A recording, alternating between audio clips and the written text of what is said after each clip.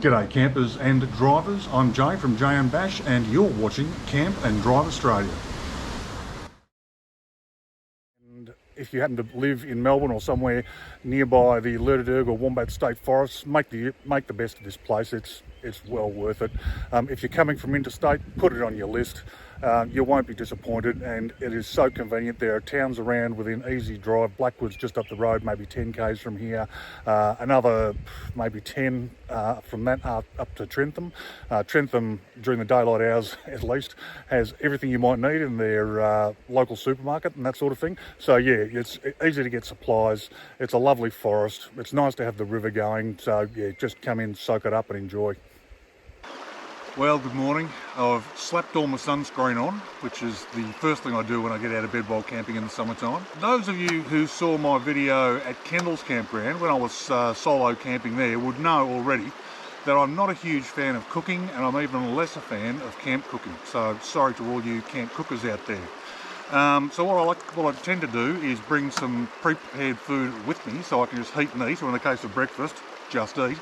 And so I'm not one of those camp guys who's going to go out and show you a whole bunch of bacon and eggs and toasted sandwiches and all that sort of stuff. I've got here some yogurt and berries and honey and walnuts, and that is going to keep me going through until lunchtime.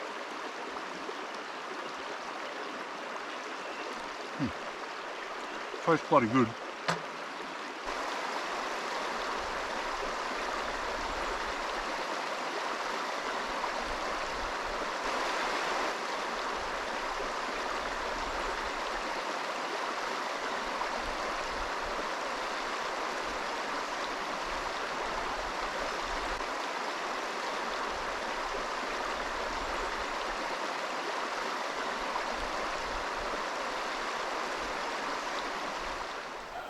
I really couldn't have asked for a better day than this. It's, you know, the middle of summer at the moment, and it's probably only around 24, 25 degrees. Sun's warm, nice breeze, sound of water, all extraordinarily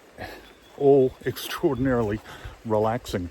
And I'm really happy with this campsite as well. I mean, as I said, I've been lucky I can come here midweek, and so there's not been anybody else camping here. There are a couple of guys came in to throw a rod in just up the river, but you know, they're being nice and quiet, as am I, and that makes the whole experience just that much more enjoyable. Every now and then I do hear this little bit of bass from somebody pumping some music in another camp somewhere in the forest, but that kind of thing just makes me think it's good to know that there are other people out here enjoying it too.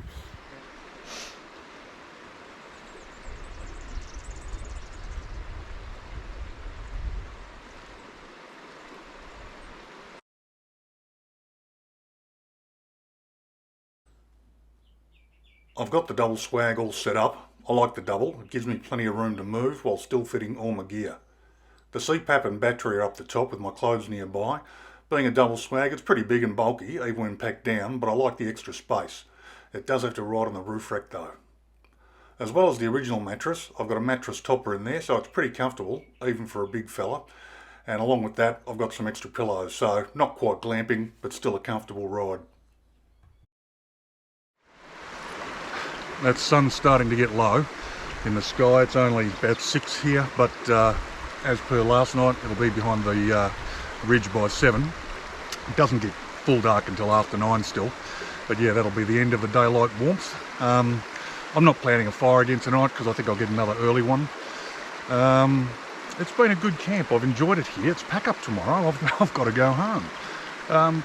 But I've liked it here. There was a couple of anglers went up and caught a small brown trout up the river earlier today, and if I'd had my thinking cap on, I might have asked them if they'd be happy to be filmed, but I didn't. But yeah, so there's a few trout to be caught apparently, so if you've got your fishing licence and that's your thing, you can certainly do that here as well. I do have a fishing licence, haven't caught a fish for years, might actually give it a go, bring a rod up here next time, because I'm sure Bash is going to love this place. You will have noticed, of course, that it's a solo camp. Bash is again not with me, but hopefully next time I'm out, he'll be out with me. It'll be Jay and Bash against the world. Here we are at the end of another camp. It's 8:30 in the morning now. It was an hour from waking up to getting up to packing up, and it's all done now, so I'm going to hit the road. You may have noticed one thing about this campground, and that is that there are no facilities apart from the fire pits. There was the one official fire pit up at the far camp, and the rest just have other campers' stone-built fireplaces, which it appears that it's fine to use because people have been using them. So no drop toilets or anything of that kind here. No barbecues, no seating, no rubbish. So remember to bring rubbish bags and take it all home with you. But there is one last thing that I will show you as we head out of here. So just stay tuned. Well, there wasn't much in the way of amenities at Amblers Road Track campsite. I've got to say that slowly because road and track just don't go together well in my mind. If there weren't enough amenities for you at Amblers Road Track campsite, well, here at Amblers Crossing, they have a little surprise for you, and that is this. Would it be a camp video without a toilet review? Well, that's a rhetorical question. Yes, it would be. But here we go. There's a twin dinkum dunny here. I'm going to go inside, check out the quality of it, and I'll let you know. I've survived to tell the tale, and I've got to say these two drop dunnies are actually in pretty good condition. At the time of filming, there is actually paper present in both. Both are quite clean, and one of them is disability friendly, so anyone can come here and make use of these facilities. They even have a wash basin.